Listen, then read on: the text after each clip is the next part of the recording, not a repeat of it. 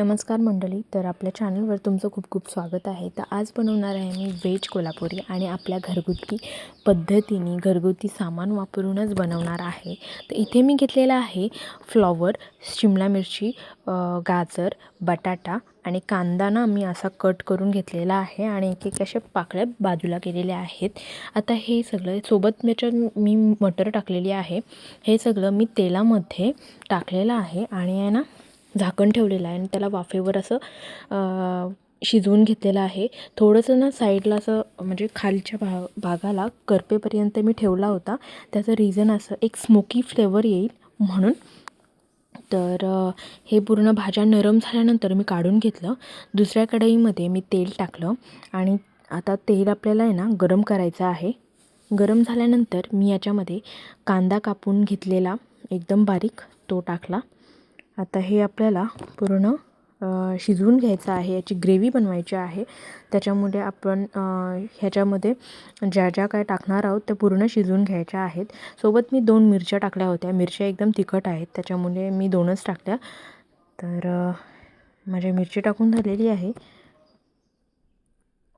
आता हे आपल्याला असंच ट्रान्सपरंट होईपर्यंत परतवून घ्यायचं आहे. तर इथे मी परतून घेते. हे बघा, हे असं आपल्याला परतवून घ्यायचं आहे. तर सोबत मी टोमॅटोसुद्धा टाकते म्हणजे ग्रेव्ही छान होईल आणि कांदा आणि टोमॅटो सोबत शिजेल. तर इथे मी टोमॅटो टाकलेला आहे. टोमॅटो मी इथे 2 घेतले होते म्हणजे ग्रेव्ही व्यवस्थित होईल ना त्यासाठी. ते आता आपण ना असं परतवून घ्यायचं. तुम्ही बघितलंच असेल की परतवून घेतल्यानंतर ह्याचा कलर चेंज झाला. थोडेसे भाज्या नरम झालेल्या दिसत आहेत. तर आता आपण ह्याच्यामध्ये मसाले टाकून घेऊ. इथे मी पहिला मसाला टाकलेला आहे. 1 चमचा मी मसाला टाकलेला आहे आणि अर्धा चमचा मी हळद टाकलेली आहे. आणि आपल्याला ह्याच्यामध्ये थोडासा गरम मसाला टाकायचा आहे. तिथे मी गरम मसाला टाकला आहे. आणि ना आपल्याला हे परतवून घ्यायचं आहे. ते बघा, हे मी असं परतवून घेते.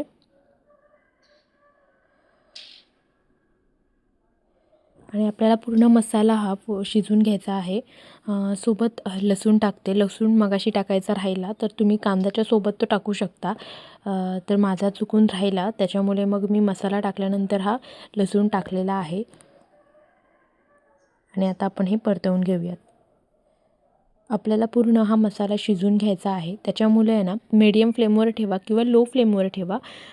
जास्त हाय फ्लेमवर ठेवायचा नाही, नाहीतर मसाला करपवू शकतो. आत्ता मी मिक्सरला जे वाटण केलं होतं, वाटणामध्ये मी काय टाकलं होतं, काजू च्या बिया टाकल्या होत्या आणि थोडा खोबरा टाकला होता, काजू आणि खोबरा. तर हा सगळा मी मिक्सरला वाटला होता आणि हे मिक्सरला वाटल्यानंतरचं ग्रेव्ही आहे.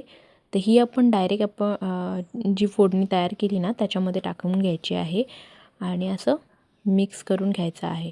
आणि हा आपल्याला पूर्ण ग्रेव्ही शिजायला पाहिजे तोपर्यंत असं परतवत राहायचं.